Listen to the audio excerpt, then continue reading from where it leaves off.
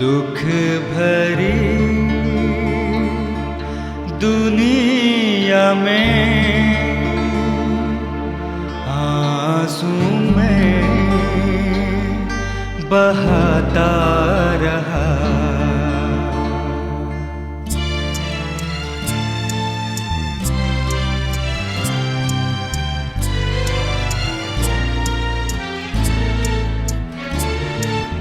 दुख भरी दुनिया में आंसू में बहाता रहा।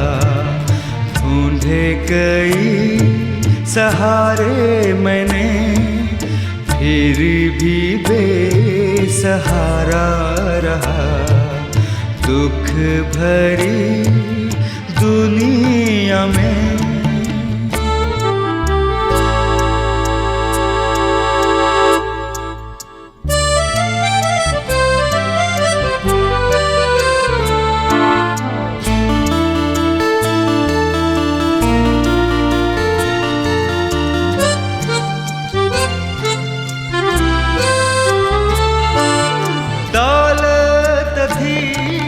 सब कुछ था, ना थी खुशी दिल में मेरे।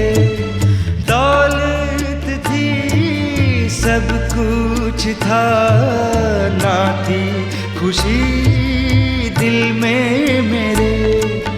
ढूंढी बहुत शांति मैंने, फिर भी दिल अशांत रहा। दुख भरी दुनिया में आंसू में बहाता रहा। ढूंढे कई सहारे मैंने, फिर भी बेसहारा रहा। दुख भरी दुनिया में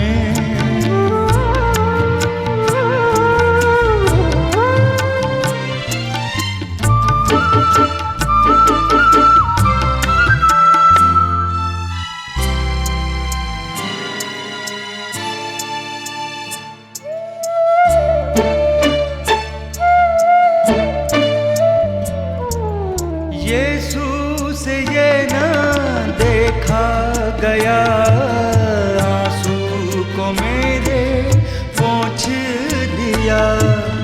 यीशु से ये ना देखा गया, आंसू को मेरे पोंछ दिया। शांति से दिल भर दिया, वो ही सच्चा किनारा मिला।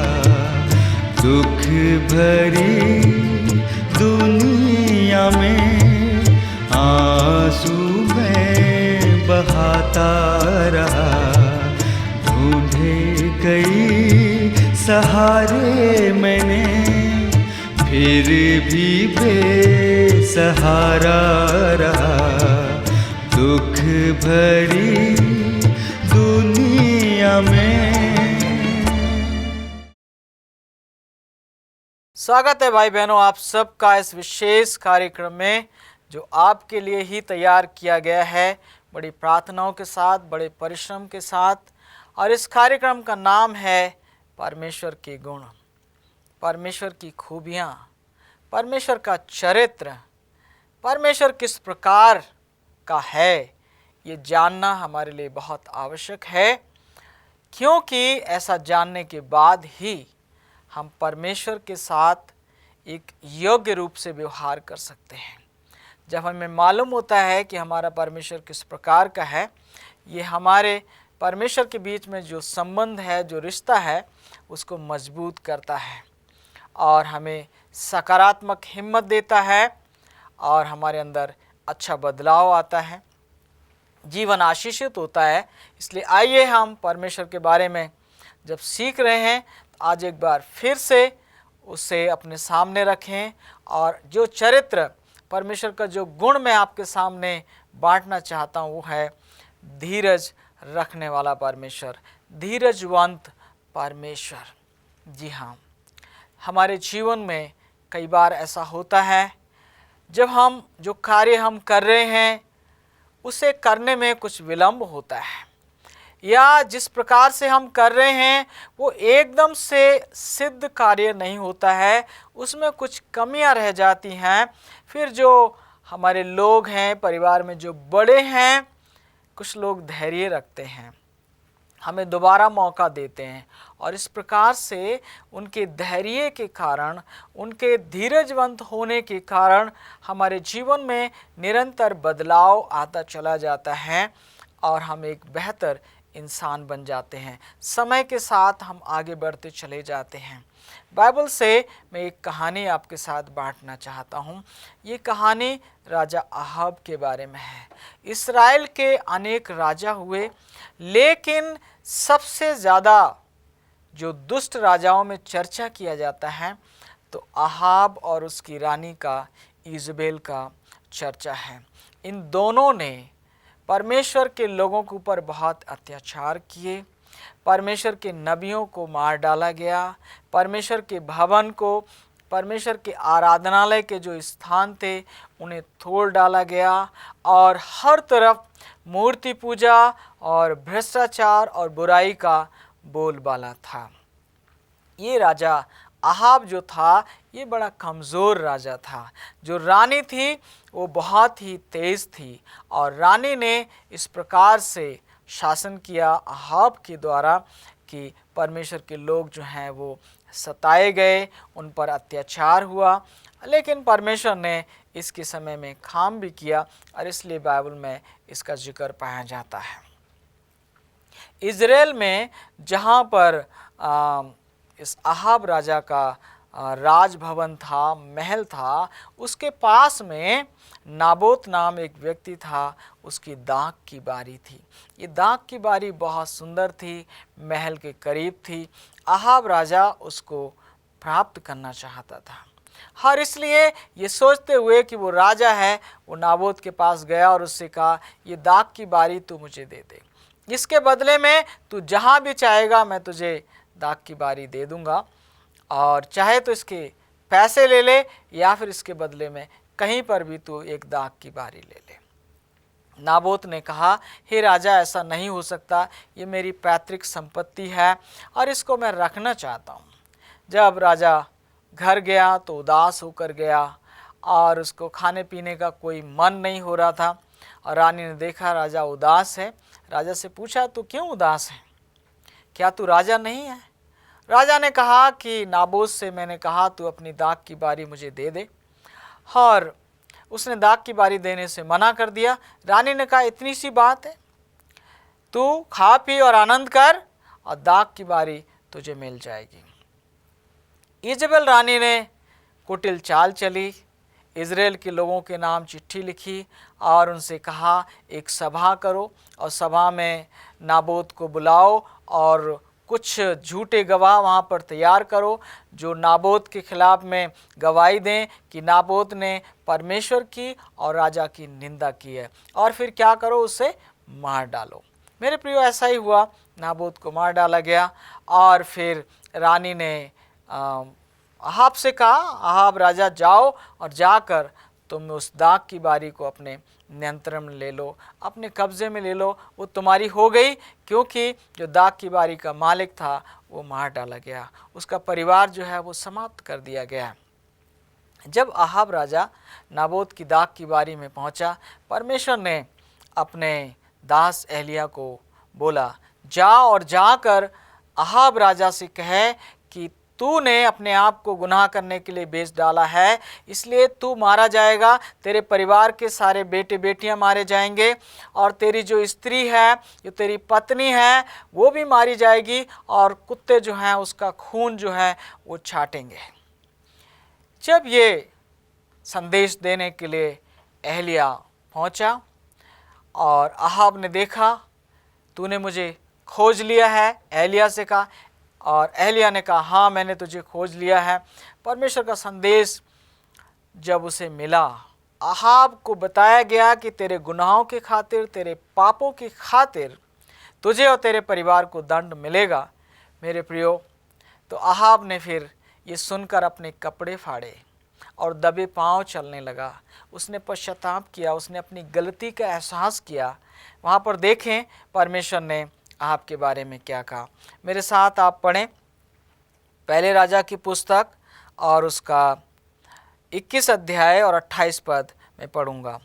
तब यहोवा का ये वचन तिशबी एलिय्याह के पास पहुंचा, क्या तुमने देखा है कि अहाब मेरे सामने नम्र बन गया है? इस कारण कि वो मेरे सामने नम्र बन गया है, मैं ये विपत्ति उसके जीते जी उस पर ना डालूंगा, परंतु उसके पुत्र के दिनों में मैं उसके घराने पर विपत्ति डालूंगा।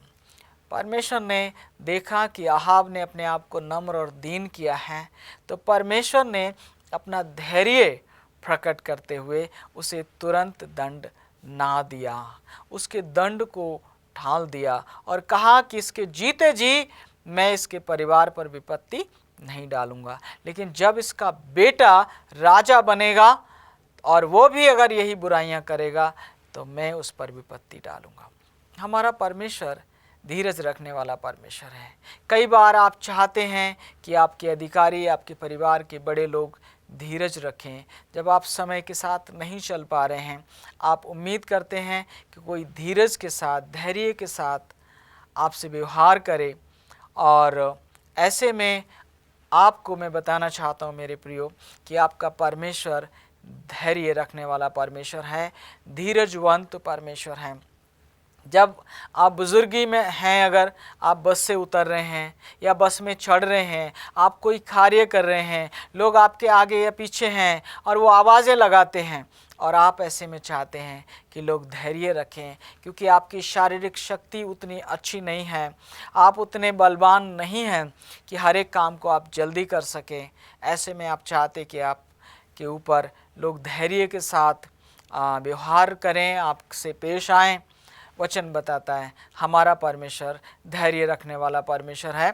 मेरे साथ आप अपनी बाइबल को खोलें, हम यशायाह नबी की पुस्तक में चलेंगे। 48 अध्याय का 9 पद पढ़ना चाहेंगे।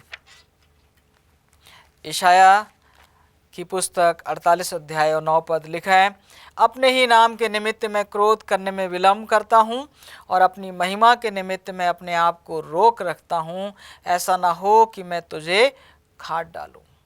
परमेश्वर कह रहा है अपनी महिमा के निमित्त, अपने ही स्वभाव के कारण परमेश्वर क्या करता है? क्रोध करने में विलम्ब करता है, धैर्य रखता है वो। जी हाँ मेरे प्रियो, ऐसा परमेश्वर इसलिए करता, अगर हर एक व्यक्ति को जैसे ही वो पाप करता है परमेश्वर समाप्त कर देता मेरे प्रियो, तो संसार में कोई भी आज जीवित नहीं होता। हमारा परमेश्वर धैर्य रखता है। हमारा परमेश्वर अपनी महिमा की खातिर जब हम पश्चाताप करते हैं, परमेश्वर धैर्य रखता है। हम तौबा करते, अपने गुनाहों को मानते, अपनी गलतियों को मान लेते हैं और इससे परमेश्वर को महिमा होती है। जी हाँ, परमेश्वर इसलिए धैर्य रखता है ताकि हम बच जाएं और प्रभु को महिमा मिले।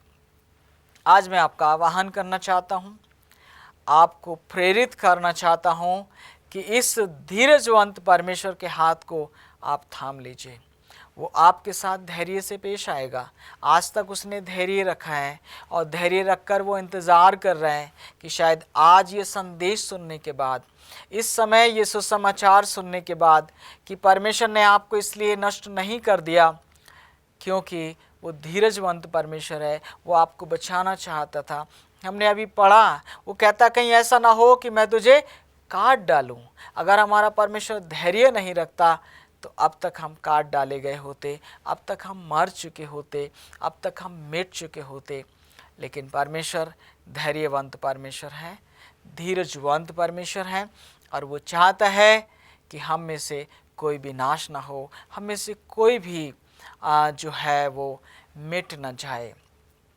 अगर सारे संसार में लोग धैर्य से पेश आएं, धैर्य के साथ व्यवहार करें, तो ये संसार एक अलग ही प्रकार का संसार होता।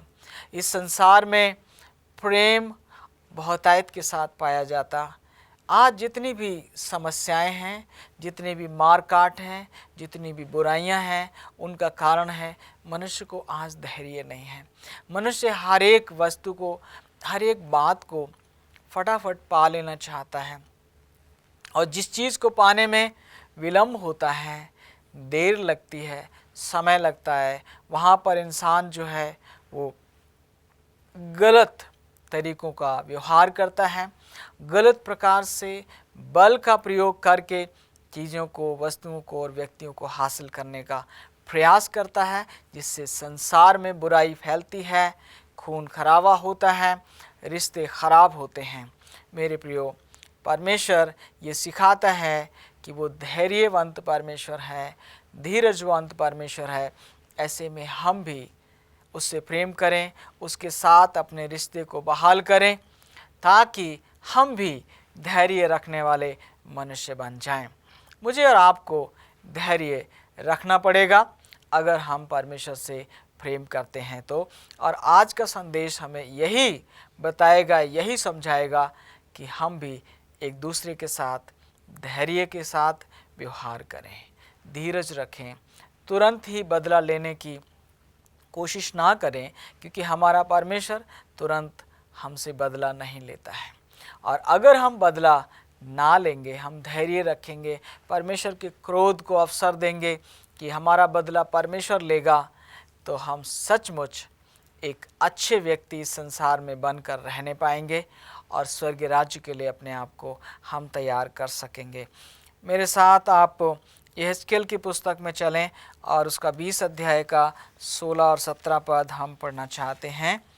यहेजकेल की पुस्तक 20 अध्याय और 16 और 17 पद लिखा है, क्योंकि उन्होंने मेरे नियम तुच्छ जाने और मेरी विधियों पर ना चले और मेरे विश्राम दिन अपवित्र किए थे, इसलिए कि उनका मन उनकी मूर्तों की ओर लगा रहा, तो भी मैंने उन पर कृपा की दृष्टि की और उन्हें नष्ट ना किया और न जंगल में पूरी रीति से उनका अंत कर डाला।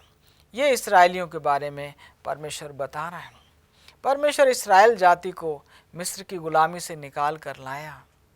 उनको उसने हर दिन स्वर्गीय मन्ना खाने के लिए दिया, चट्टानों को फाड़कर उन्हें पानी पिलाया, दिन में उनकी रक्षा करने के लिए, धूप से उनकी सुरक्षा करने के लिए बादल बनकर उन पर छाया रहा, रात में आग का खंभा बनकर उन्हें प्रकाश दिया और उन्हें गर्मी दी। मेरे प्रियो, ऐसा परमेश्वर जिसने उन्हें बचाया, उन्हें जीवन दिया, उन्हें आगे बढ़ाया, उन्हें कनान के देश में ले जाने के लिए गुलामी से आज़ाद किया, ऐसे परमेश्वर पर उन्होंने विश्वास नहीं किया। परमेश्वर की आज्ञाओं को उन्होंने तोड़ा, विधियों को तुच्छ जाना, उसके विश्राम दिनों को अपवित्र जाना। परमेश्वर कहता है, तो भी मैं धीरज धरे रहा और उनमें से हर एक को मैंने नाश नहीं किया। जी हाँ, मिस्र से निकलने वाले जो इस्राएली थे उनकी गिनती बहुत थी। सारे लोग कनान देश में प्रवेश नहीं किए। जिन्होंने बगावत की, जिन्होंने विद्रोह किया, परमेश्वर ने उनको दंड दिया, क्योंकि अगर उनको दंड नहीं दिया जाता तो जो सारी मानव जाति है, इस्राएली जाति है, वो समाप्त हो जाती, क्योंकि सारे के सारे विद्रोही हो जाते। इसलिए परमेश्वर ने कुछ लोगों को दंड दिया, कुछ लोगों को जंगल में ही ढेर हो जाने दिया, मर जाने दिया, मिट जाने दिया, लेकिन अपनी प्रजा इस्राएल की रखवाली की, देखभाल की, धैर्य के साथ उनसे व्यवहार किया और 40 वर्ष तक वो उनकी सहायता रहा। हालांकि वो मूर्ति पूजक थे, हालांकि वो गलत काम करते थे, बार बार परमेश्वर से फिर जाते थे, मूर्ति पूजा करने लगते थे, विद्रोह करने लगते थे, मूसा के खिलाफ में बगावत करने लगते थे। ऐसे लोगों के ऊपर परमेश्वर ने धीरज के साथ देखभाल की, उन्हें संभाला और उन्हें बचाए रखा। हमारा परमेश्वर धीरजवंत परमेश्वर है, धैर्य रखने वाला परमेश्वर है, और इसीलिए आज मैं और आप सुरक्षित हैं, जीवित हैं, बने हुए हैं। ये संसार बना हुआ है, इस संसार में पाप जो है अधिकाई के साथ फैल चुका है। मनुष्य का हर विचार बुरा होता है, और इंसान जो है वो पश्चाताप नहीं करना चाहता, फिर भी परमेश्वर धैर्य रखता है, फिर भी परमेश्वर अपने लोगों पर तरस खाता है और उन्हें बचाना चाहता है। परमेश्वर के धैर्य के बारे में जानने के लिए आइए मेरे साथ आप अपनी बाइबल में और आगे बढ़ें। हम दूसरा पत्रस 3 अध्याय और उसका 9 पद पढ़ना चाहेंगे आपके लिए। दूसरा पत्रस 3 अध्याय और 9 पद लिखा है, प्रभु अपनी प्रतिज्ञा के विषय में देर नहीं करता, जैसी देर कुछ लोग समझते हैं, पर तुम्हारे विषय में धीरज धरता है और नहीं चाहता कि कोई नाश हो, वरन ये कि सबको मन फिराव का अवसर मिले। प्रभु यीशु मसीह ने वादा किया है कि वो हम सबको लेने के लिए आएगा। और लोग, बाइबल बताती है कि लोग ठट्टा करते हैं, लोग कहते हैं उसके आने की प्रतिज्ञा कहाँ गई, सब कुछ यूं ही बना हुआ है। यहाँ पर पतरस के द्वारा परमेश्वर हमसे और आपसे बातचीत करता है कि जो उसने प्रतिज्ञा की है कि वो अपने लोगों के संसार में से लेने के लिए आएगा, वो इसलिए रुका हुआ है क्योंकि वो धीरजवंत परमेश्वर है। हो सकता है वो आपके पश्चाताप के लिए रुका हो कि आप जब पश्चाताप कर लें, आप उसकी संतान बन जाएं, आपका नाम जीवन की पुस्तक में लिखा जाए, ताकि आप स्वर्गीय राज्य में पाए जाएं। मेरे प्रियो, परमेश्वर अपने लोगों के लिए रुका हुआ है, धीरज धर कर उनका इंतज़ार कर रहा है कि आज मेरे बेटे, आज मेरी बेटी, आज मेरे लोग मेरे पास वापस लौट आएंगे, पश्चाताप करेंगे, अपनी गलतियों से तौबा करेंगे, ताकि मैं उन्हें माफ़ कर सकूं और वो मेरी संतान बन जाएंगे। मेरे प्रियो, जब यीशु मसीह आएगा, उसके बाद किसी को मन फिराव का अवसर नहीं मिलेगा। उसके बाद जब यीशु मसीह आएगा तो वो हमारा प्रतिफल लेकर आएगा। अगर हमने भलाई की है तो हमें जीवन मिलेगा, और अगर हमने बुराई की है तो हमें दंड मिलेगा, अनंत मृत्यु का दंड मिलेगा। मेरे प्रियो, इसलिए यीशु मसीह का जो दूसरा आगमन है वो रुका हुआ है, क्योंकि वो धीरज धर कर मेरे और आपके पश्चाताप करने का, उसके पास वापस आने का इंतज़ार कर रहे हैं। आप कब तक उसे इंतज़ार करवाएंगे, इस बात को विचार करें। परमेश्वर ने बार बार आपसे बातचीत की है, परमेश्वर ने बार बार आपको उलाहना दिया है, परमेश्वर के आत्मा ने बार बार आपके मन को कचोटा है, लेकिन आप अपने पश्चाताप को टालते रहे हैं। आपने मन फिराव का जो अवसर परमेश्वर ने आपको दिया है उसे बार बार टाला है। प्रभु कहते हैं ताकि हर एक को मन फिराव का अवसर मिले। आपको मन फिराव का आज अवसर परमेश्वर ने दिया है। क्या आप पश्चाताप करेंगे? क्या आप तौबा करेंगे? क्या अपने पापों को मान लेंगे और उससे कहेंगे, हाँ प्रभु, मैं धन्यवाद देता हूँ कि तूने अब तक धैर्य रखा ताकि मुझे मन फिराव का अवसर मिल जाए। क्योंकि बाइबल कहती है परमेश्वर नहीं चाहता कि कोई नाश हो, वरन ये कि हर एक को मन फिराव का अवसर मिले। आपका परमेश्वर धीरजवंत परमेश्वर है, धैर्य रखने वाला परमेश्वर है, और आज वो आपकी ओर बड़ी लालसा से देख रहा है, बड़ी उम्मीद से देख रहा है कि इस संदेश को सुनने के साथ ही आप अपने पापों से पश्चाताप करेंगे, आपको जो सत्य बताया गया है उसका पालन करेंगे, उसकी आज्ञाओं का पालन करेंगे, उससे प्रेम करेंगे, और अपने आप को इस संसार में रखते हुए स्वर्गीय राज्य के लिए अपने आप को आप तैयार करेंगे। ये संदेश है जो परमेश्वर मुझे और आपको दे रहा है, वो धीरजवंत परमेश्वर है। मेरे साथ आप पहला कुरिन्थियों 13 अध्याय खोलें और 4 पद अगर हम वहाँ पढ़ें तो वहाँ पर हम पाते हैं कि प्रेम धीरजवंत है। परमेश्वर धीरज धरता है क्योंकि वो प्रेमी है, और बाइबल बताती है कि प्रेम धीरजवंत है। प्रेम के कारण परमेश्वर धैर्य रखता है, और परमेश्वर नहीं चाहता है कि हम में से कोई भी नाश हो जाए। आप इस धैर्य रखने वाले परमेश्वर के साथ कैसे व्यवहार करेंगे? क्या उसके धैर्य को आप तुच्छ जानेंगे? जो पश्चाताप का अवसर दिया है उसे आप तुच्छ जानेंगे या इसका लाभ उठाएंगे? ये आपके हाथों में है। मेरे प्रियो, मैं बाइबल से आपके सामने एक दृष्टांत को लाना चाहता हूँ। ये लूका 13 अध्याय में पाया जाता है, और यहाँ पर ये दृष्टांत जो है वो स्वयं यीशु मसीह ने कहा कि एक दाखलता की बारी थी, उसमें अंजीर का पेड़ था और उस पेड़ में कोई फल नहीं लगता था। इसलिए उस बारी का मालिक आया और उसने माली से कहा कि इस अंजीर के पेड़ पर कोई फल नहीं लग रहे हैं, मैं 3 साल से इसमें फल ढूंढ रहा हूँ और अब तो इसको काट डाल, क्यों ये ज़मीन को घेरे। माली ने कहा, स्वामी 1 वर्ष और इसे रहने दे, मैं इसके चारों तरफ गड्ढा खोदूंगा, खाद डालूंगा, मैं इसकी देखभाल करूंगा, उसके बाद ये फले तो ठीक है और नहीं तो काट डालना। मेरे प्रियो, ये अंजीर का पेड़ आप और मैं हैं। परमेश्वर हमारे अंदर फल देखता है लेकिन कोई फल नहीं है। यीशु मसीह कहता है, इसको 1 साल और रहने दे पिता, अगर इस बार इसमें फल न लगे तो इसे काट डालना। आप कब तक एक फल रहित वृक्ष बने रहेंगे? अगर आप पश्चाताप करेंगे तो परमेश्वर आपको आशीष देगा और स्वीकार करेगा। आइए, अगर आप पश्चाताप करते हैं तो मेरे साथ मिलकर प्रार्थना करें। करुणामयी परमेश्वर, मैं आपको धन्यवाद देता हूँ कि आप धीरजवंत परमेश्वर हैं, धैर्य रखने वाले परमेश्वर हैं। मेरे इन भाई बहनों को क्षमा करें जिन्होंने पश्चाताप किया है और इन्हें एक फलदायी जीवन दें। इनके घरों से समस्याओं को, बीमारियों को, परेशानियों को, कष्टों को दूर करें और इन्हें आपके राज्य के लिए तैयार करें। और प्यारे प्रभु जी, जो आपने संदेश दिया है उसको स्वीकार करने में आप इनकी मदद करें और इनकी मदद करें परमेश्वर कि अपने आप को ये आपके राज्य के लिए तैयार कर सकें, आपके पुत्र के आगमन के लिए तैयार कर सकें। इनके घरों में आपकी आशीष हो, इनके जीवन में रोजी रोटी में आपकी आशीष हो। धन्यवाद के साथ इस विनती को आपके पुत्र अपने उद्धारकर्ता प्रभु यीशु मसीह के नाम से मांगता हूँ, आमीन। भाई बहनों, इस संदेश के द्वारा आपको आशीष मिली, मैं ऐसी उम्मीद करता हूँ। आपने प्रार्थना निवेदन हमें भेजिए। अगर आप अधिक जानकारी चाहते हैं तो हमसे संपर्क करें। स्क्रीन के ऊपर हमारा पता आपको दिया गया है। प्रभु आप सबको आशीष दें।